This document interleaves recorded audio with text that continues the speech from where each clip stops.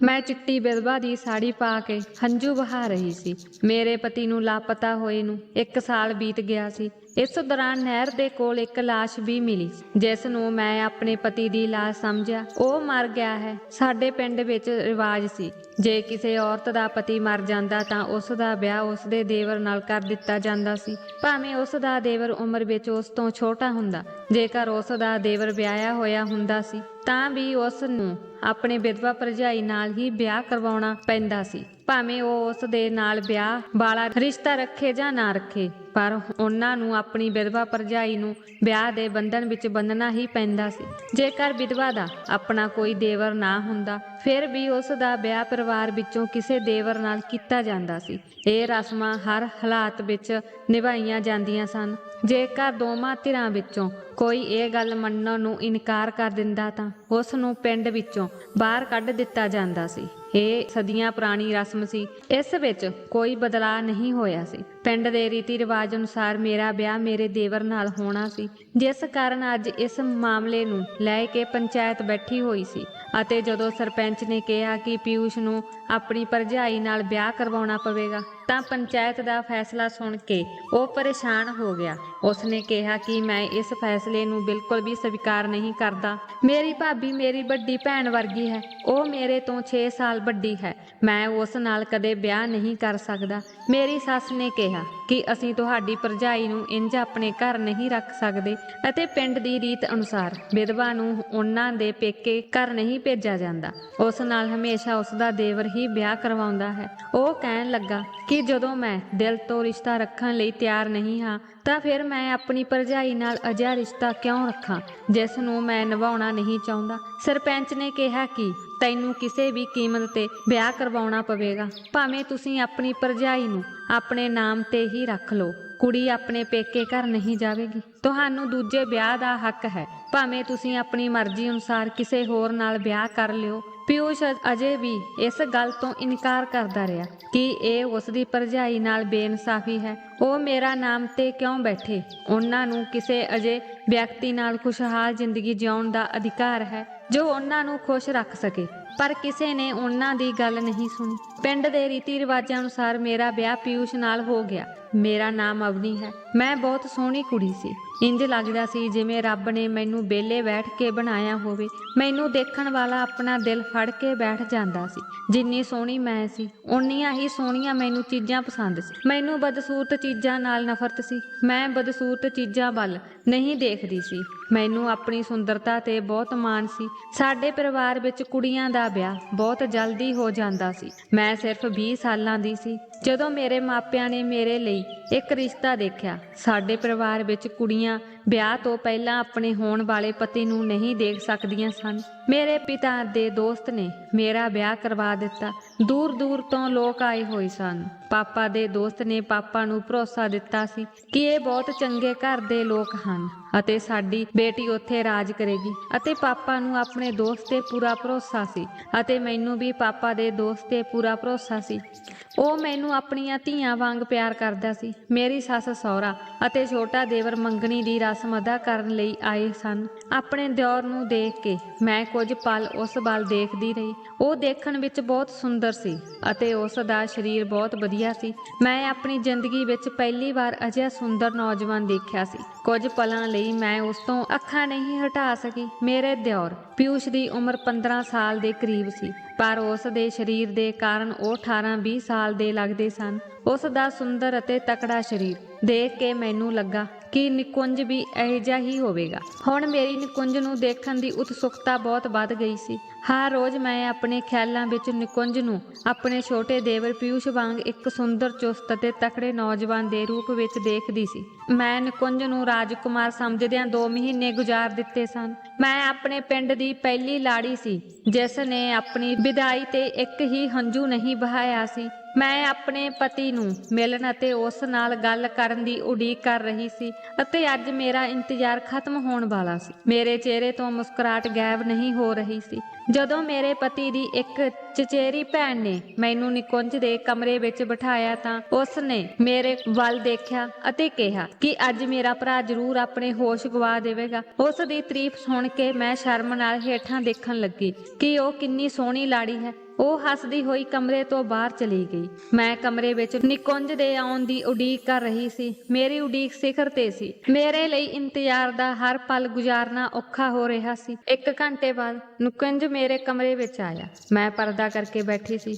ਦਿਲ ਦੀ ਧੜਕਣ ਦੀ ਅਜਿਹੀ ਹਾਲਤ ਸੀ ਕਿ ਲੱਗਦਾ ਸੀ ਜਿਵੇਂ ਦਿਲ ਸੀਨੇ ਵਿੱਚੋਂ ਬਾਹਰ ਨਿਕਲ ਆਵੇਗਾ। ਜਿਵੇਂ ਜਿਵੇਂ ਨਿਕੁੰਜ ਮੇਰੇ ਵੱਲ ਕਦਮ ਵਧਾ ਰਿਹਾ ਸੀ, ਮੈਂ ਆਪਣੇ ਕੰਨਾਂ ਵਿੱਚ ਦਿਲ ਦੀ ਧੜਕਣ ਸੁਣ ਸਕਦੀ ਸੀ। ਉਹ ਮੇਰੇ ਕੋਲ ਆ ਕੇ ਬੈਠ ਗਿਆ। ਜਿਵੇਂ ਹੀ ਉਸਨੇ ਮੇਰਾ ਪਰਦਾ ਚੁੱਕਿਆ, ਕੁਝ ਪਲਾਂ ਲਈ ਉਸਨੇ ਕੁਝ ਨਾ ਕਿਹਾ। ਫਿਰ ਉਸਨੇ ਕਿਹਾ, ਮੈਂ ਆਪਣੀ ਕਿਸਮਤ ਤੇ ਵਿਸ਼ਵਾਸ ਨਹੀਂ ਕਰ ਸਕਦਾ। ਤੁਸੀਂ ਬਹੁਤ ਸੁੰਦਰ ਹੋ। ਮੇਰਾ ਦਿਲ ਬੱਚਿਆਂ ਵਾਂਗ ਨਿਕੁੰਜ ਨੂੰ ਵੇਖਣ ਲਈ ਤਰਸ ਰਿਹਾ ਸੀ। ਪਰ ਸ਼ਰਮ ਵੀ ਕੋਈ ਚੀਜ਼ ਹੈ। ਮੈਂ ਪਹਿਲੀ ਰਾਤ ਦੀ ਵਹੁਟੀ ਸੀ। ਮੈਂ ਆਪਣੇ ਪਤੀ ਵੱਲ ਬੇਸ਼ਰਮੀ ਨਾਲ ਨਹੀਂ ਦੇਖ ਸਕਦੀ ਸੀ। ਪਰ ਮੇਰੇ ਹੋਸ਼ ਉੱਡ ਗਏ ਜਦੋਂ ਉਸਦੇ ਸਾਹਮਣੇ ਰੰਗ ਦੇ ਹੱਥ ਨੇ ਮੇਰੇ ਗੋਰੇ ਗੁੱਟ ਨੂੰ ਫੜਿਆ। ਮੇਰਾ ਦਿਲ ਧੜਕਣ ਛੱਡ ਗਿਆ ਸੀ। ਸਾਰੀ ਸ਼ਰਮ ਇੱਕ ਪਾਸੇ ਰੱਖ ਕੇ ਮੈਂ ਝੱਟ ਨਿਕੁੰਜ ਵੱਲ ਦੇਖਿਆ। ਮੇਰੀ ਨਜ਼ਰ ਉਸ ਚਿਹਰੇ ਤੇ ਪਈ ਜੋ ਮੇਰਾ ਪਤੀ ਸੀ। ਮੈਂ ਬੇਚੈਨੀ ਨਾਲ ਉਸ ਵੱਲ ਦੇਖਦੀ ਰਹੀ। ਉਹ ਕਾਲੇ ਰੰਗ ਦਾ ਨੌਜਵਾਨ ਸੀ। ਸਭ ਤੋਂ ਬਦਸੂਰਤ ਨੈਣ ਨਕਸ਼ਾ ਬਿਲਕੁਲ ਵੀ ਸੁੰਦਰ ਨਹੀਂ ਸੀ, ਪਰ ਉਹ ਉਹਨਾਂ ਨੌਜਵਾਨਾਂ ਵਿੱਚੋਂ ਇੱਕ ਸੀ ਜਿਨ੍ਹਾਂ ਨੂੰ ਮੈਂ ਨਫ਼ਰਤ ਕਰਦੀ ਸੀ ਅਤੇ ਮੂੰਹ ਮੋੜਦੀ ਸੀ। ਮੈਂ ਅੱਖਾਂ ਬੰਦ ਕਰ ਲਈਆਂ। ਮੈਂ ਤਾਂ ਕੰਬ ਕੇ ਰਹਿ ਗਈ। ਜਿਸ ਨੂੰ ਦੇਖਣ ਨੂੰ 2 ਮਿੰਟ ਵੀ ਦਿਲ ਨਹੀਂ ਕਰਦਾ ਸੀ, ਉਸ ਨਾਲ ਪੂਰੀ ਜ਼ਿੰਦਗੀ ਕਿੱਦਾਂ ਕੱਟ ਸਕਦੀ ਸੀ। ਮੈਂ ਅਜੇ ਬਦਸੂਰਤ ਮੁੰਡਿਆਂ ਨੂੰ ਦੇਖ ਕੇ ਮੂੰਹ ਫੇਰ ਲਿਆ ਕਰਦੀ ਸੀ। ਮੇਰੇ ਲਈ ਇਹ ਕੋਈ ਛੋਟੀ ਗੱਲ ਨਹੀਂ ਸੀ। ਮੇਰੀ ਦੁਨੀਆ ਹੀ ਉੱਜੜ ਕੇ ਰਹਿ ਗਈ ਸੀ। ਇਹ ਸਭ ਮੇਰੀ ਬਰਦਾਸ਼ਤ ਤੋਂ ਬਾਹਰ ਸੀ। ਮੇਰੀਆਂ ਅੱਖਾਂ ਵਿੱਚੋਂ ਹੰਝੂ ਵਹਿਣ ਲੱਗੇ। ਮੈਂ ਉਸ ਵਿਅਕਤੀ ਨਾਲ ਜ਼ਿੰਦਗੀ ਬਿਤਾਉਣ ਬਾਰੇ ਸੋਚ ਕੇ ਰੋਣ ਲੱਗ ਪਈ। ਮੈਨੂੰ ਇਸ ਤਰ੍ਹਾਂ ਹੰਝੂ ਬਹਾਉਂਦੇ ਦੇਖ ਕੇ ਨਿਕੁੰਜ ਨੇ ਮੇਰੇ ਰੋਣ ਦਾ ਕਾਰਨ ਪੁੱਛਿਆ। ਮੈਂ ਕੀ ਕਹਾਂ? ਕੀ ਮੈਂ ਤੁਹਾਨੂੰ ਪਸੰਦ ਨਹੀਂ ਕਰਦੀ? ਮੈਨੂੰ ਤੇਰੀ ਸ਼ਕਲ ਤੋਂ ਵੀ ਘਿਣ ਆਉਂਦੀ ਹੈ। ਮੈਂ ਕਿਹਾ ਕਿ ਮੇਰਾ ਸਿਰ ਬਹੁਤ ਤੇਜ਼ ਦਰਦ ਕਰ ਰਿਹਾ ਹੈ। ਮੇਰੀ ਗੱਲ ਸੁਣ ਕੇ ਉਹ ਚਿੰਤਤ ਹੋ ਗਿਆ। ਮੈਨੂੰ ਸਿਰ ਦਰਦ ਦੀ ਦਵਾਈ ਦਿੱਤੀ। ਇਹ ਰਾਤ ਮੇਰੇ ਲਈ ਕੰਡਿਆਂ ਨਾਲ ਭਰੀ ਰਾਤ ਸੀ। ਇੱਕ ਅਜਿਹੇ ਵਿਅਕਤੀ ਨਾਲ ਰਾਤ ਕੱਟਣੀ ਸੀ ਜਿਸ ਨੂੰ ਮੈਂ ਵੇਖਣਾ ਵੀ ਬਰਦਾਸ਼ਤ ਨਹੀਂ ਕਰ ਸਕਦੀ ਸੀ। ਉਸ ਨਾਲ ਵਿਆਹ ਵਰਗਾ ਬੰਧਨ ਕਿਵੇਂ ਕਾਇਮ ਰੱਖ ਸਕਦੀ ਸੀ? ਇਹ ਰਾਤ ਮੇਰੇ ਲਈ ਬਹੁਤ ਪ੍ਰੀਖਿਆ ਵਾਲੀ ਰਾਤ ਸੀ। ਨਿਕੁੰਜ ਨੇ ਮੈਨੂੰ ਆਪਣੀਆਂ ਕਾਲੀਆਂ ਬਾਹਾਂ ਵਿੱਚ ਘੁੱਟ ਲਿਆ, ਪਰ ਮੇਰਾ ਸਾਰਾ ਸਰੀਰ ਬੇਜਾਨ ਲੱਗ ਰਿਹਾ ਸੀ। ਮੇਰੇ ਸਰੀਰ ਵਿੱਚ ਕੋਈ ਹਿਲਜੁਲ ਨਹੀਂ ਸੀ। ਉਸਨੇ ਸੋਚਿਆ ਕਿ ਇਹ ਮੇਰੀ ਸ਼ਰਮ ਸੀ। ਸਵੇਰੇ ਉਹ ਵਿਅਕਤੀ ਬਹੁਤ ਖੁਸ਼ ਅਤੇ ਤਾਜ਼ਾ ਸੀ। ਉਸ ਨੂੰ ਸੋਹਣੀ ਕੁੜੀ ਮਿਲ ਗਈ ਸੀ, ਪਰ ਮੈਨੂੰ ਆਪਣੇ ਆਪ ਤੋਂ ਘਿਣ ਆ ਰਹੀ ਸੀ। ਜਦੋਂ ਵੀ ਮੈਂ ਅਜੇ ਮਰਦ ਨੂੰ ਦੇਖਦੀ, ਮੈਂ ਨਫ਼ਰਤ ਨਾਲ ਥੁੱਕਦੀ ਸੀ ਅਤੇ ਹੈਰਾਨ ਹੁੰਦੀ ਕਿ ਇੱਕ ਕੁੜੀ ਅਜੇ ਆਦਮੀ ਨਾਲ ਆਪਣੀ ਜ਼ਿੰਦਗੀ ਕਿਵੇਂ ਜੀ ਸਕਦੀ ਹੈ। ਮੈਂ ਮਹਿਸੂਸ ਕੀਤਾ ਕਿ ਮੇਰੀ ਆਤਮਾ ਮੇਰੇ ਤੇ ਹੱਸ ਰਹੀ ਹੈ, ਮੇਰਾ ਮਜ਼ਾਕ ਉਡਾ ਰਹੀ ਹੈ ਅਤੇ ਉਹ ਕਹਿ ਰਹੀ ਹੈ ਕਿ ਤੈਨੂੰ ਆਪਣੀ ਸੁੰਦਰਤਾ ਦਾ ਬਹੁਤ ਮਾਣ ਸੀ। ਤੂੰ ਕਦੇ ਵੀ ਆਪਣੇ ਸਰੀਰ ਤੇ ਕਾਲੇ ਕੱਪੜੇ ਨਹੀਂ ਪਾਏ ਕਿਉਂਕਿ ਉਹ ਕਾਲੇ ਸਨ। ਤੈਨੂੰ ਬਦਸੂਰਤ ਬੱਚੇ ਵੀ ਪਸੰਦ ਨਹੀਂ ਸਨ। ਅਜੇ ਬੱਚਿਆਂ ਨੂੰ ਦੇਖ ਕੇ ਤੂੰ ਉਹਨਾਂ ਤੋਂ ਦੂਰ ਭੱਜ ਜਾਂਦੀ ਸੀ ਅਤੇ ਅੱਜ ਤੂੰ ਇੱਕ ਆਦਮੀ ਨਾਲ ਰਾਤ ਬਿਤਾਈ ਜੋ ਕਾਲਾ ਅਤੇ ਬਹੁਤ ਬਦਸੂਰਤ ਹੈ। ਇਸ ਲਈ ਸਾਡੇ ਬੱਚੇ ਵੀ ਅਜੇ ਹੋਣਗੇ। ਮੈਂ ਆਪਣਾ ਸਿਰ ਦੋਹਾਂ ਹੱਥਾਂ ਵਿੱਚ ਫੜ ਲਿਆ। ਅੱਖਾਂ ਵਿੱਚੋਂ ਬੇਬਸੀ ਦੇ ਹੰਝੂ ਵਹਿਣ ਲੱਗੇ।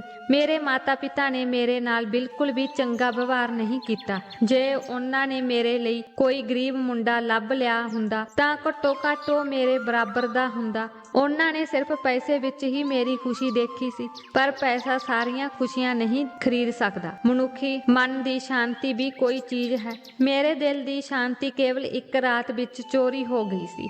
ਮੈਂ ਅੰਦਰੋਂ ਦੁਖੀ ਸੀ ਅਤੇ ਰੋ ਰਹੀ ਸੀ, ਪਰ ਮੇਰਾ ਦਰਦ ਕੋਈ ਸਮਝ ਨਹੀਂ ਸਕਦਾ ਸੀ। ਨਿਕੁੰਜ ਤਿਆਰ ਹੋ ਕੇ ਮੇਰੇ ਕੋਲ ਆਇਆ ਅਤੇ ਕਹਿਣ ਲੱਗਾ, ਚਲੋ ਬਾਹਰ, ਸਾਰੇ ਸਾਡਾ ਇੰਤਜ਼ਾਰ ਕਰ ਰਹੇ ਹਨ। ਮੈਂ ਲਾਸ਼ ਵਾਂਗ ਕਦਮ ਚੁੱਕਦੀ ਹੋਈ ਉਸਦੇ ਨਾਲ ਬਾਹਰ ਡਾਈਨਿੰਗ ਟੇਬਲ ਕੋਲ ਆ ਗਈ। ਸਾਹਮਣੇ ਡਾਈਨਿੰਗ ਟੇਬਲ ਤੇ ਨਾਸ਼ਤਾ ਕਰਦੇ ਹੋਏ ਨਿਕੁੰਜ ਦੇ ਛੋਟੇ ਭਰਾ ਪਿਊਸ਼ ਨੂੰ ਦੇਖ ਕੇ ਮੇਰਾ ਦਿਲ ਜਲ ਰਿਹਾ ਸੀ। ਮੈਂ ਉਸ ਨੂੰ ਦੇਖ ਕੇ ਨਿਕੁੰਜ ਦੇ ਨੈਣ ਨਕਸ਼ਾ ਬਾਰੇ ਸੋਚ ਲਿਆ ਸੀ, ਪਰ ਉਸ ਵਿੱਚ, ਇਸ ਨਿਕੁੰਜ ਵਿੱਚ ਦਿਨ ਰਾਤ ਦਾ ਫਰਕ ਸੀ। ਮੇਰੀ ਸੱਸ ਮੈਨੂੰ ਪਿਆਰ ਕਰਨ ਲੱਗ ਪਈ। ਮੇਰੇ ਪਤੀ ਤੇ ਚਚੇਰੇ ਭਰਾ ਮੈਨੂੰ ਛੇੜ ਰਹੇ ਸਨ, ਪਰ ਮੈਂ ਪੱਥਰ ਬਣ ਗਈ ਸੀ। ਮੇਰੇ ਸਾਰੇ ਸੁਪਨੇ ਇੱਕ ਰਾਤ ਵਿੱਚ ਚਕਨਾਚੂਰ ਹੋ ਗਏ ਸਨ ਅਤੇ ਫਿਰ ਮੈਂ ਉਸੇ ਪਲ ਫੈਸਲਾ ਕੀਤਾ ਕਿ ਮੈਂ ਇਸ ਨਾਲ ਆਪਣੀ ਜ਼ਿੰਦਗੀ ਨਹੀਂ ਜੀ ਸਕਦੀ। ਮੇਰਾ ਪਤੀ ਸਵੇਰੇ ਸਵੇਰੇ ਖੇਤਾਂ ਨੂੰ ਜਾਂਦਾ ਅਤੇ ਜਦੋਂ ਉਹ ਵਾਪਸ ਆਉਂਦਾ ਤਾਂ ਉਸਦੇ ਕੱਪੜੇ ਮਿੱਟੀ ਨਾਲ ਭਰੇ ਹੁੰਦੇ। ਉਸ ਨੂੰ ਦੇਖ ਕੇ ਮੈਂ ਘਬਰਾ ਜਾਂਦੀ। ਮੈਨੂੰ ਸਫਾਈ ਦਾ ਬਹੁਤ ਸ਼ੌਂਕ ਸੀ,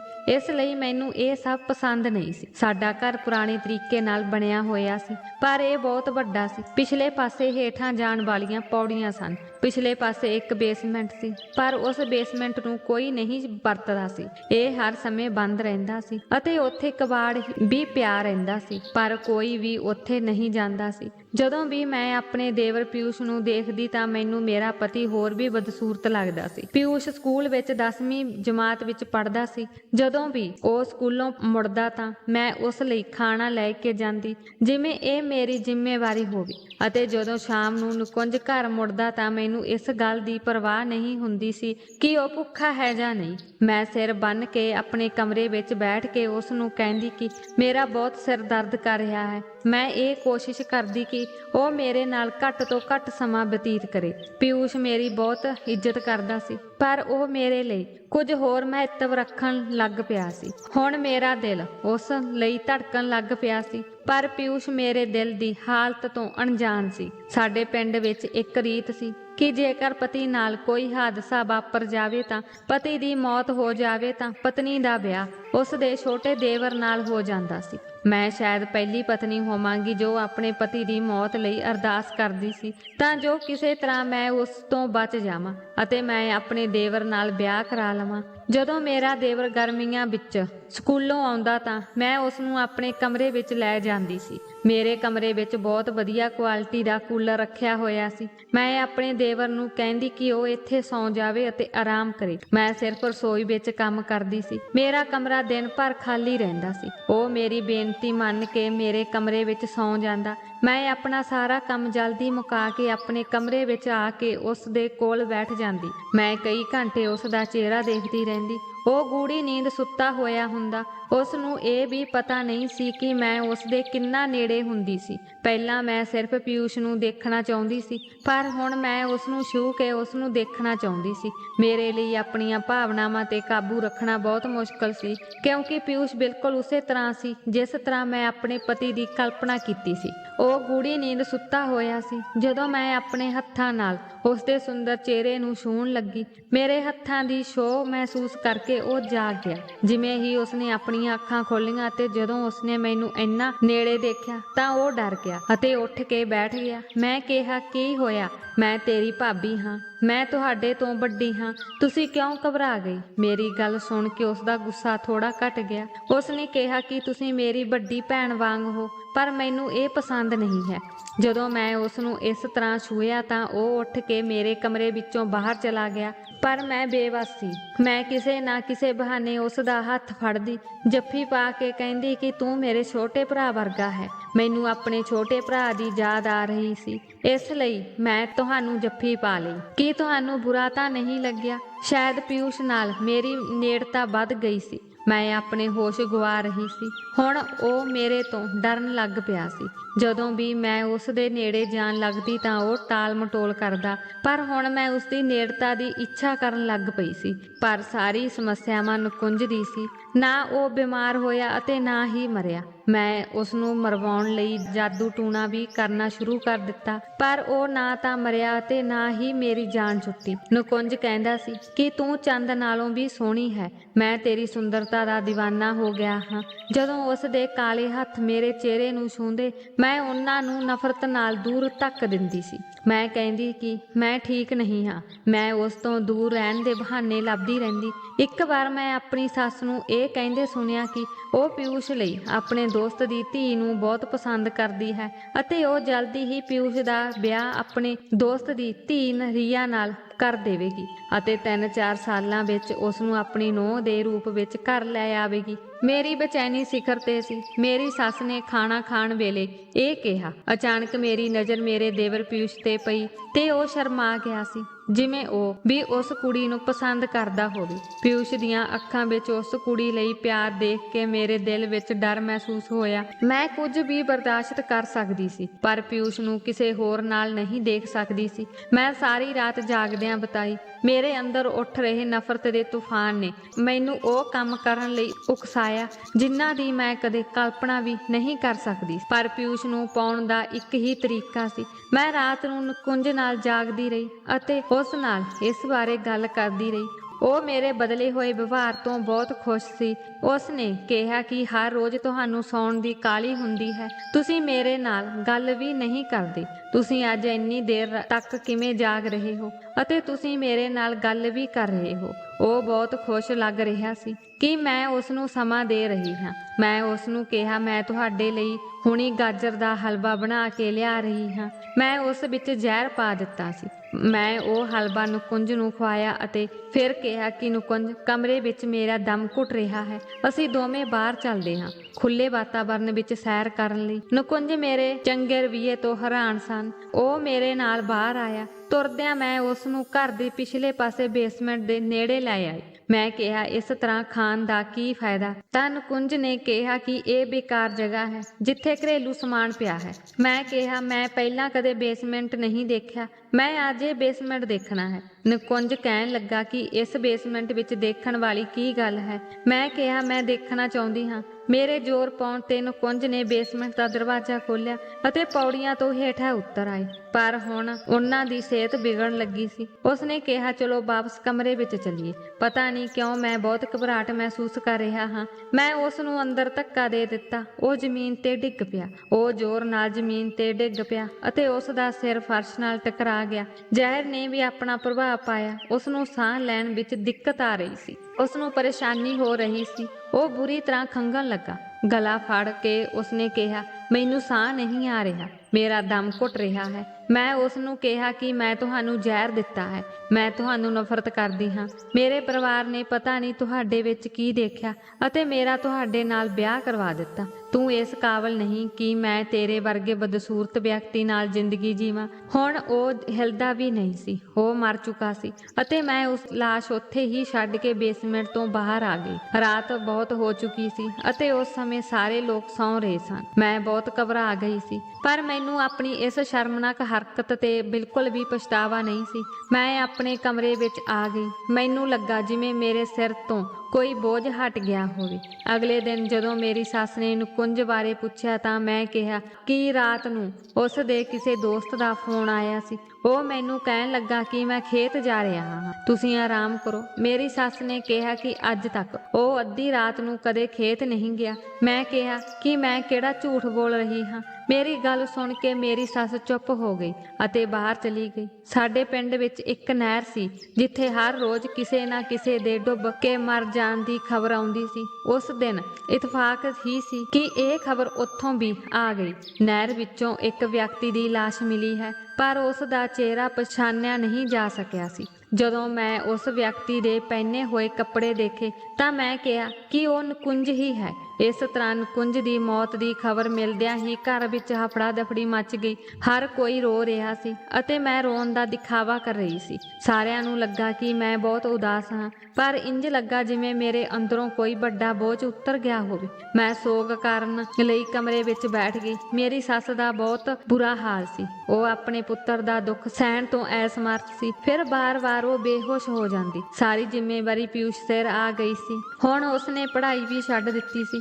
ਉਹ ਵੀ ਨੁਕੁੰਜ ਲਈ ਬਹੁਤ ਦੁਖੀ ਸੀ। ਕਈ ਲੋਕਾਂ ਨੇ ਇਹ ਵੀ ਸੋਚਿਆ ਕਿ ਉਹਨਾਂ ਨੂੰ ਨੁਕੁੰਜ ਦੀ ਉਡੀਕ ਕਰਨੀ ਚਾਹੀਦੀ ਹੈ। ਮੈਂ ਜਾਣ ਬੁੱਝ ਕੇ ਪਿਊਸ਼ ਨੂੰ ਦੇਖ ਕੇ ਨੁਕੁੰਜ ਨੂੰ ਯਾਦ ਕਰਕੇ ਰੋਣ ਲੱਗ ਪੈਂਦੀ ਤਾਂ ਕਿ ਮੈਨੂੰ ਉਸ ਦੀ ਹਮਦਰਦੀ ਮਿਲ ਸਕੇ, ਉਹ ਮੈਨੂੰ ਦਿਲਾਸਾ ਦੇਵੇ ਤਾਂ ਜੋ ਮੈਂ ਇੱਥੇ ਪਰੇਸ਼ਾਨ ਨਾ ਹੋਵਾਂ। ਇਸੇ ਤਰ੍ਹਾਂ 1 ਸਾਲ ਲੰਘ ਗਿਆ। ਇਸ ਤੋਂ ਬਾਅਦ ਜਦੋਂ ਇਹ ਮੰਨਿਆ ਗਿਆ ਕਿ ਲਾਸ਼ ਨੁਕੁੰਜ ਦੀ ਹੀ ਹੈ ਤਾਂ ਪਿੰਡ ਦੀ ਪੰਚਾਇਤ ਨੇ ਫੈਸਲਾ ਕੀਤਾ ਕਿ ਪਿੰਡ ਦੇ ਰੀਤੀ ਰਿਵਾਜਾਂ ਅਨੁਸਾਰ ਪਿਊਸ਼ ਨੂੰ ਮੇਰੇ ਨਾਲ ਵਿਆਹ ਕਰਨਾ ਪਵੇਗਾ ਅਤੇ ਇਹ ਸੁਣ ਕੇ ਪਿਊਸ਼ ਨੇ ਇਨਕਾਰ ਕਰ ਦਿੱਤਾ। ਉਸ ਨੇ ਕਿਹਾ ਕਿ ਮੈਂ ਭਾਬੀ ਨੂੰ ਆਪਣੀ ਵੱਡੀ ਭੈਣ ਮੰਨਦਾ ਹਾਂ, ਪਰ ਉਹ ਕਹਿਣ ਲੱਗੇ ਕਿ ਤੈਨੂੰ ਆਪਣੀ ਭਾਬੀ ਨੂੰ ਪਤਨੀ ਬਣਾਉਣੀ ਪਵੇਗੀ, ਉਸ ਨਾਲ ਵਿਆਹ ਕਰਨਾ ਪਵੇਗਾ, ਭਾਵੇਂ ਬਾਅਦ ਵਿੱਚ ਤੁਸੀਂ ਆਪਣੀ ਮਰਜ਼ੀ ਅਨੁਸਾਰ ਵਿਆਹ ਕਰਵਾ ਲੈਣਾ। ਇਸ ਤਰ੍ਹਾਂ ਪਿਊਸ਼ ਦੇ ਮਨਾ ਕਰਨ ਦੇ ਬਾਵਜੂਦ ਵੀ ਮੇਰਾ ਅਤੇ ਪਿਊਸ਼ ਦਾ ਵਿਆਹ ਹੋ ਗਿਆ। ਵਿਆਹ ਤੋਂ ਬਾਅਦ ਪਿਊਸ਼ ਮੈਨੂੰ ਹੋਰ ਵੀ ਟਾਲਣ ਲੱਗਾ। ਮੈਂ ਉਸਦੇ ਨੇੜੇ ਜਾਣ ਦੇ ਬਹਾਨੇ ਲੱਭਦੀ ਰਹਿੰਦੀ, ਪਰ ਉਹ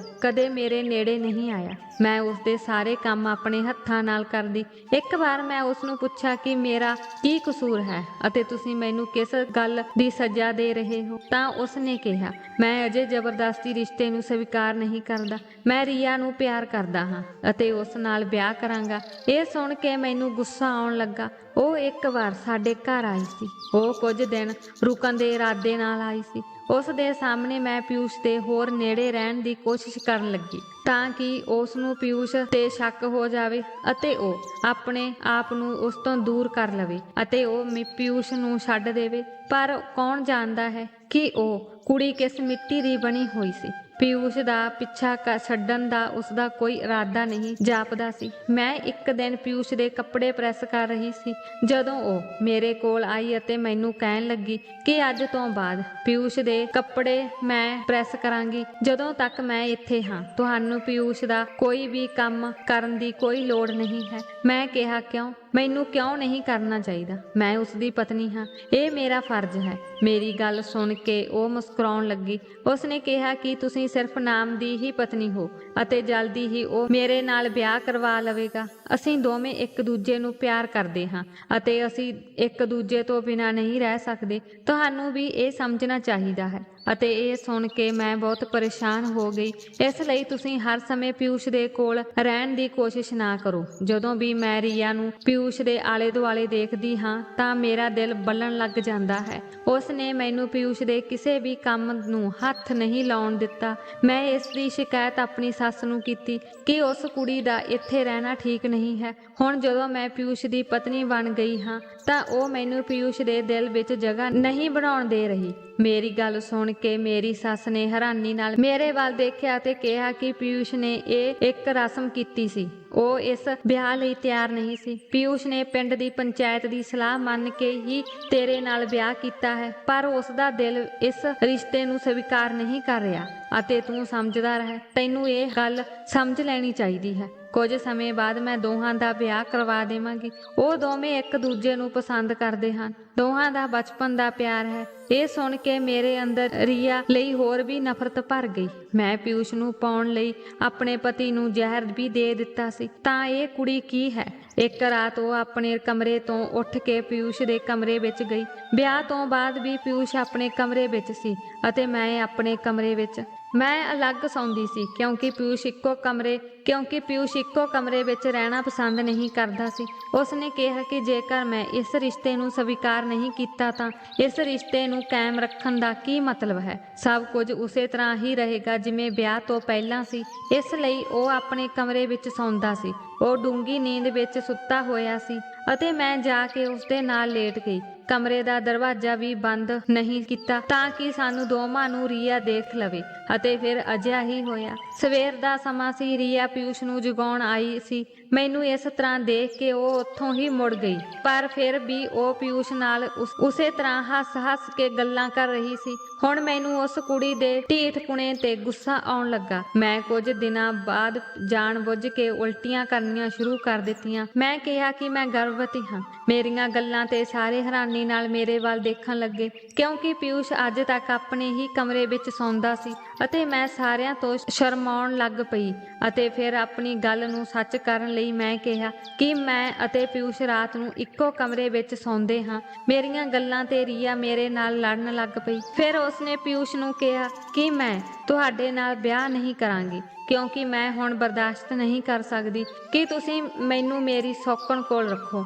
ਜਾਂ ਤਾਂ ਉਸ ਨੂੰ ਛੱਡ ਦਿਓ ਜਾਂ ਮੇਰੇ ਨਾਲ ਵਿਆਹ ਕਰ ਲਓ। ਪਿਊਸ਼ ਨੇ ਕਿਹਾ ਕਿ ਇਹ ਮੇਰੀ ਮਜਬੂਰੀ ਹੈ। ਮੈਂ ਅਵਨੀ ਨੂੰ ਨਹੀਂ ਛੱਡ ਸਕਦਾ, ਪਰ ਮੈਂ ਤੁਹਾਨੂੰ ਵੀ ਪਿਆਰ ਕਰਦਾ ਹਾਂ। ਤੁਹਾਡੇ ਬਿਨਾਂ ਨਹੀਂ ਰਹਿ ਸਕਦਾ। ਪਰ ਉਸਦੀ ਇੱਕ ਹੀ ਜਿੱਦ ਸੀ ਕਿ ਤੂੰ ਅਵਨੀ ਨੂੰ ਛੱਡ ਕੇ ਮੇਰੇ ਨਾਲ ਵਿਆਹ ਕਰੇਂਗਾ। ਪਰ ਪਿਊਸ਼ ਨੇ ਮੈਨੂੰ ਛੱਡਣ ਲਈ ਹਾਂ ਨਹੀਂ ਕੀਤੀ। ਰੀਆ ਗੁੱਸੇ ਵਿੱਚ ਪੈਰ ਮਾਰਦੀ ਹੋਈ ਚਲੀ ਗਈ। ਉਸ ਦੀਆਂ ਅੱਖਾਂ ਵਿੱਚੋਂ ਹੰਝੂ ਵਹਿ ਰਹੇ ਸਨ, ਪਰ ਮੈਨੂੰ ਕੋਈ ਪਰਵਾਹ ਨਹੀਂ ਸੀ। ਇੱਕ ਦਿਨ ਪਿਊਸ਼ ਨੇ ਮੈਨੂੰ ਕਿਹਾ ਕਿ ਮੈਂ ਤੁਹਾਡੇ ਨਾਲ ਹੀ ਜ਼ਿੰਦਗੀ ਗੁਜ਼ਾਰਨਾ ਚਾਹੁੰਦਾ ਹਾਂ, ਇਸ ਲਈ ਮੈਂ ਤੁਹਾਨੂੰ ਪਸੰਦ ਕਰਨ ਲੱਗਾ ਹਾਂ। ਅੱਜ ਰਾਤ ਤਿਆਰ ਰਹੋ, ਮੈਂ ਆਪ ਤੁਹਾਡੇ ਕਮਰੇ ਵਿੱਚ ਆਵਾਂਗਾ ਅਤੇ ਸਾਡੇ ਵਿਚਕਾਰ ਕੋਈ ਪਰਦਾ ਨਹੀਂ ਹੋਵੇਗਾ। ਮੇਰੀ ਖੁਸ਼ੀ ਦੀ ਕੋਈ ਹੱਦ ਨਾ ਰਹੀ। ਮੇਰੀਆਂ ਸਾਰੀਆਂ ਮਨੋਕਾਮਨਾ ਪੂਰੀਆਂ ਹੋਣ ਜਾ ਜਾ ਰਹੀਆਂ ਸਨ। ਮੈਂ ਰਾਤ ਨੂੰ ਆਪਣੇ ਆਪ ਨੂੰ ਬਹੁਤ ਸਜਾਇਆ ਅਤੇ ਫਿਰ ਜਦੋਂ ਪਿਊਸ਼ ਮੇਰੇ ਕਮਰੇ ਵਿੱਚ ਆਇਆ ਤਾਂ ਪਿਊਸ਼ ਨੇ ਆਪਣਾ ਚਿਹਰਾ ਛੁਪਾਇਆ ਹੋਇਆ ਸੀ। ਉਸਨੇ ਮੈਨੂੰ ਕਿਹਾ ਕਿ ਜੇ ਤੁਸੀਂ ਮੈਨੂੰ ਸੱਚ ਦੱਸੋ ਕਿ ਤੁਸੀਂ ਉਸ ਦਿਨ ਭਰਾ ਨਾਲ ਕੀ ਕੀਤਾ ਸੀ ਤਾਂ ਮੈਂ ਤੁਹਾਨੂੰ ਖੁਸ਼ੀ ਨਾਲ ਸਵੀਕਾਰ ਕਰਾਂਗਾ, ਕਿਉਂਕਿ ਮੈਂ ਉਸ ਬੇਸਮੈਂਟ ਵਿੱਚ ਆਪਣੇ ਭਰਾ ਦੀ ਲਾਸ਼ ਦੇਖੀ ਸੀ। ਉਸ ਸਮੇਂ ਮੈਂ ਪਿਊਸ਼ ਦੇ ਪਿਆਰ ਵਿੱਚ ਮਸਤ ਸੀ। ਮੈਂ ਜਿੰਨੀ ਜਲਦੀ ਹੋ ਸਕੇ ਉਸ ਦੀਆਂ ਸੋਹਣੀਆਂ ਬਾਹਾਂ ਵਿੱਚ ਆਉਣਾ ਚਾਹੁੰਦੀ ਸੀ। ਮੈਂ ਕਿਹਾ ਕਿ ਮੈਂ ਤੁਹਾਨੂੰ ਪ੍ਰਾਪਤ ਕਰਨ ਲਈ ਵੱਡੀਆਂ ਕੁਰਬਾਨੀਆਂ ਕੀਤੀਆਂ ਹਨ ਅਤੇ ਮੈਂ ਪਿਊਸ਼ ਨੂੰ ਸਭ ਕੁਝ ਇਮਾਨਦਾਰੀ ਨਾਲ ਦੱਸ ਦਿੱਤਾ। ਉਸ ਵਿਅਕਤੀ ਨੇ ਆਪਣਾ ਰੁਮਾਲ ਲਾ ਲਿਆ ਅਤੇ ਮੈਂ ਦੇਖ ਕੇ ਹੈਰਾਨ ਰਹਿ ਗਈ। ਉਹ ਮੇਰਾ ਪਹਿਲਾ ਪਤੀ ਨੁਕੁੰਜ ਸੀ। ਮੈਂ ਕਿਹਾ, ਮੈਂ ਤੈਨੂੰ ਮਾਰਿਆ ਸੀ, ਫਿਰ ਤੁਸੀਂ ਇੱਥੇ ਕਿਵੇਂ? ਨੁਕੁੰਜ ਨੇ ਮੈਨੂੰ ਦੱਸਿਆ ਕਿ ਮੈਂ ਮਰਨ ਵਾਲਾ ਸੀ। ਬੇਸਮੈਂਟ ਤੋਂ ਬਾਹਰ ਜਾਣ ਲਈ ਇੱਕ ਰਸਤਾ ਹੋਰ ਖੁੱਲਦਾ ਸੀ। ਮੈਂ ਉੱਥੋਂ ਬਾਹਰ ਨਿਕਲ ਗਿਆ ਤੇ ਨਹਿਰ ਵਿੱਚ ਡਿੱਗ ਪਿਆ। ਉਹ ਨਹਿਰ ਮੈਨੂੰ ਬਹਾ ਕੇ ਦੂਜੇ ਪਿੰਡ ਲੈ ਗਈ। ਉੱਥੇ ਹੀ ਕਿਸੇ ਨੇ ਮੇਰੀ ਜਾਨ ਬਚਾਈ। ਜਦੋਂ ਮੈਨੂੰ ਹੋਸ਼ ਆਈ ਤਾਂ ਪਤਾ ਲੱਗਾ ਕਿ ਮੈਂ ਪਿਛਲੇ 6 ਮਹੀਨਿਆਂ ਤੋਂ ਬੇਹੋਸ਼ ਸੀ। ਫਿਰ ਮੈਨੂੰ ਕੁਝ ਯਾਦ ਵੀ ਨਹੀਂ ਸੀ। ਉਸ ਤੋਂ ਬਾਅਦ ਜਦੋਂ ਮੇਰੀ ਯਾਦਾਸ਼ਤ ਵਾਪਸ ਆਈ ਤਾਂ ਮੈਂ ਲੁਕ ਛਿਪ ਕੇ ਆਪਣੇ ਪਿੰਡ ਆ ਗਿਆ, ਪਰ ਉਦੋਂ ਤੱਕ ਤੁਹਾਡਾ ਵਿਆਹ ਪਿਊਸ਼ ਨਾਲ ਹੋ ਚੁੱਕਾ ਸੀ। ਮੈਂ ਆਪਣੇ ਭਰਾ ਪਿਊਸ਼ ਨੂੰ ਸਾਰੀ ਗੱਲ ਦੱਸ ਦਿੱਤੀ ਸੀ। ਇਹ ਸਾਰਾ ਡਰਾਮਾ ਤੁਹਾਡੇ ਮੂੰਹੋਂ ਸੱਚ ਕੱਢਣ ਲਈ ਰਚਿਆ ਗਿਆ ਸੀ। ਮੇਰਾ ਸਾਰਾ ਸੱਚ ਹੁਣ ਸਾਹਮਣੇ ਆ ਚੁੱਕਾ ਸੀ। ਇਸ ਲਈ ਪਿਊਸ਼ ਨੇ ਮੈਨੂੰ ਤਲਾਕ ਦੇ ਦਿੱਤਾ। ਸਾਰਾ ਪਿੰਡ ਮੇਰੇ ਤੇ ਥੁੱਕ ਰਿਹਾ ਸੀ। ਮੇਰੀ ਸੱਸ ਨੇ ਮੈਨੂੰ ਘਰੋਂ ਕੱਢ ਦਿੱਤਾ। ਹੁਣ ਮੈਨੂੰ ਕਿਸੇ ਨੇ ਸਵੀਕਾਰ ਨਹੀਂ ਕੀਤਾ। ਮੈਂ ਪੂਰੀ ਤਰ੍ਹਾਂ ਇਕੱਲੀ ਰਹਿ ਗਈ ਸੀ। ਮੇਰੇ ਪਰਿਵਾਰ ਵਾਲਿਆਂ ਨੇ ਵੀ ਮੈਨੂੰ ਇਹ ਕਹਿ ਕੇ ਸਵੀਕਾਰ ਕਰਨ ਤੋਂ ਇਨਕਾਰ ਕਰ ਦਿੱਤਾ ਕਿ ਅਸੀਂ ਅਜਿਹੀ ਲੜਕੀ ਨਾਲ ਸਾਰੇ ਰਿਸ਼ਤੇ ਖਤਮ ਕਰ ਦਿਆਂਗੇ ਜਿਸ ਨੂੰ ਸਾਡੀ ਇੱਜ਼ਤ ਦੀ ਪਰਵਾਹ ਨਹੀਂ ਹੈ। ਉਹਨਾਂ ਨੇ ਮੈਨੂੰ ਆਪਣੇ ਘਰੋਂ ਬਾਹਰ ਕੱਢ ਦਿੱਤਾ। ਸਹੁਰਿਆਂ ਨੇ ਵੀ ਮੈਨੂੰ ਠੁਕਰਾ ਦਿੱਤਾ ਅਤੇ ਪੇਕਿਆਂ ਦੇ ਪਰਿਵਾਰ ਨੇ ਵੀ ਨਹੀਂ ਰੱਖਿਆ। ਹੁਣ ਮੇਰਾ ਕੋਈ ਸਹਾਰਾ ਨਹੀਂ ਸੀ। ਮੈਂ ਕਿਸੇ ਸਹਾਰੇ ਦੀ ਭਾਲ ਵਿੱਚ ਥੱਕੀ ਹੋਈ ਤੁਰੀ ਜਾ ਰਹੀ ਸੀ ਕਿ ਪਿੱਛੇ ਤੋਂ ਆ ਰਹੇ ਇੱਕ ਤੇਜ਼ ਰਫ਼ਤਾਰ ਟਰੱਕ ਨੇ ਮੈਨੂੰ ਟੱਕਰ ਮਾਰ ਦਿੱਤੀ। ਮੈਂ ਬੇਹੋਸ਼ ਹੋ ਗਈ। ਜਦੋਂ ਮੈਨੂੰ ਹੋਸ਼ ਆਈ ਤਾਂ ਮੇਰਾ ਪੂਰਾ ਚਿਹਰਾ ਪੱਟੀਆਂ ਨਾਲ ਲਪੇਟਿਆ ਹੋਇਆ ਸੀ। ਕਿਸੇ ਨੇ ਮੈਨੂੰ ਚੁੱਕ ਕੇ ਸਰਕਾਰੀ ਹਸਪਤਾਲ ਵਿੱਚ ਦਾਖਲ ਕਰਵਾਇਆ ਅਤੇ ਅੱਜ 3 ਦਿਨਾਂ ਬਾਅਦ ਮੈਨੂੰ ਹੋਸ਼ ਆਈ। ਮੇਰਾ ਚਿਹਰਾ ਬੁਰੀ ਤਰ੍ਹਾਂ ਜ਼ਖਮੀ ਸੀ। ਹੌਲੀ-ਹੌਲੀ ਮੇਰੇ ਜ਼ਖਮ ਭਰਨ ਲੱਗੇ ਅਤੇ ਜਦੋਂ ਮੈਂ ਪੂਰੀ ਤਰ੍ਹਾਂ ਠੀਕ ਹੋ ਗਈ ਅਤੇ ਮੇਰਾ ਚਿਹਰਾ ਮੈਨੂੰ ਦਿਖਾਇਆ ਗਿਆ ਤਾਂ ਮੈਂ ਉੱਚੀ-ਉੱਚੀ ਚੀਕਾਂ ਮਾਰਨ ਲੱਗੀ। ਮੇਰੀਆਂ ਚੀਕਾਂ ਨੇ ਪੂਰੇ ਹਸਪਤਾਲ ਨੂੰ ਹਿਲਾ ਕੇ ਰੱਖ ਦਿੱਤਾ। ਮੇਰੀ ਸੁੰਦਰਤਾ, ਜਿਸ ਤੇ ਮੈਨੂੰ ਬਹੁਤ ਮਾਣ ਸੀ, ਅੱਜ ਬਦਸੂਰਤ ਹੋ ਗਈ ਸੀ। ਮੇਰਾ ਚਿਹਰਾ ਇੰਨਾ ਡਰਾਵਨਾ ਹੋ ਗਿਆ ਸੀ ਕਿ ਕੋਈ ਵੀ ਇਸ ਨੂੰ ਦੇਖ ਕੇ ਡਰ ਜਾਂਦਾ। ਮੈਨੂੰ ਹਸਪਤਾਲ ਤੋਂ ਛੁੱਟੀ ਮਿਲ ਗਈ। ਮੇਰਾ ਕੋਈ ਸਹਾਰਾ ਨਹੀਂ ਸੀ। ਮੈਂ ਕਿੱਥੇ ਜਾਂਦੀ? ਹੁਣ ਮੈਂ ਮੂੰਹ ਛੁਪਾ ਕੇ ਭੀਖ ਮੰਗਣ ਲਈ ਮਜਬੂਰ ਸੀ। ਮੈਂ ਭੀਖ ਮੰਗ ਕੇ ਆਪਣਾ ਗੁਜ਼ਾਰਾ ਕਰਦੀ ਹਾਂ। ਮੇਰੀ ਸਾਰੀ ਸੁੰਦਰਤਾ ਖਤਮ ਹੋ ਗਈ ਹੈ। ਮੇਰੇ ਕੀਤੇ ਹੋਏ ਗੁਨਾਹ ਲਈ ਰੱਬ ਨੇ ਮੈਨੂੰ ਸਜ਼ਾ ਦਿੱਤੀ ਸੀ, ਪਰ ਮੈਂ ਪੁੱਛਣਾ ਚਾਹੁੰਦੀ ਹਾਂ ਕਿ ਮੇਰੇ ਮਾਤਾ-ਪਿਤਾ ਨੇ ਮੇਰੇ ਨਾਲ ਸਹੀ ਕੀਤਾ। ਜੇ ਉਹ ਮੇਰੀ ਉਮਰ ਦੇ ਮੁੰਡੇ ਨਾਲ ਮੇਰਾ ਵਿਆਹ ਕਰਵਾ ਦਿੰਦੇ ਤਾਂ ਸ਼ਾਇਦ ਮੇਰੇ ਤੋਂ ਇਹ ਪਾਪ ਨਾ ਹੁੰਦਾ। ਦੋਸਤੋ, ਤੁਹਾਡਾ ਕੀ ਖਿਆਲ ਹੈ? ਇਸ ਕਹਾਣੀ ਵਿੱਚ ਕਸੂਰ ਕਿਸ ਦਾ ਸੀ? ਅਵਨੀ ਦਾ, ਜਿਸ ਨੇ ਬਾਹਰੀ ਸੁੰਦਰਤਾ ਨੂੰ ਜ਼ਿਆਦਾ ਮਹੱਤਵ ਦਿੱਤਾ। ਉਸ ਨੇ ਇਸ ਗੱਲ ਨੂੰ ਮਹੱਤਵ ਨਹੀਂ ਦਿੱਤਾ ਕਿ ਉਸ ਦਾ ਪਤੀ ਨੁਕੁੰਜ ਉਸ ਨੂੰ ਕਿੰਨਾ ਪਿਆਰ ਕਰਦਾ ਹੈ, ਜਾਂ ਅਵਨੀ ਦੇ ਮਾਤਾ-ਪਿਤਾ ਦਾ, ਜਿਨ੍ਹਾਂ ਨੇ ਇਹ ਵਿਆਹ ਕੀਤਾ। ਦੋਸਤੋ, ਕਹਾਣੀ ਬਾਰੇ ਆਪਣੇ ਵਿਚਾਰ ਜ਼ਰੂਰ ਦਿਓ। ਸੋ ਦੋਸਤੋ, ਅੱਜ ਸਾਡੀ ਇਹ ਕਹਾਣੀ ਸੀ। ਦੱਸੋ ਕਿ ਤੁਹਾਨੂੰ ਇਹ ਕਿਵੇਂ ਲੱਗੀ। ਜੇਕਰ ਤੁਹਾਨੂੰ ਇਹ ਚੰਗੀ ਲੱਗੀ ਤਾਂ ਆਪਣੇ ਵਿਚਾਰ ਜ਼ਰੂਰ ਦਿਓ। ਰੋਜ਼ ਨਵੀਂ ਕਹਾਣੀ ਸੁਣਨ ਲਈ ਸਾਡੇ ਚੈਨਲ ਨੂੰ ਸਬਸਕ੍ਰਾਈਬ ਕਰੋ। ਕਹਾਣੀ ਸੁਣਨ ਲਈ ਤੁਹਾਡਾ ਬਹੁਤ ਬਹੁਤ ਧੰਨਵਾਦ।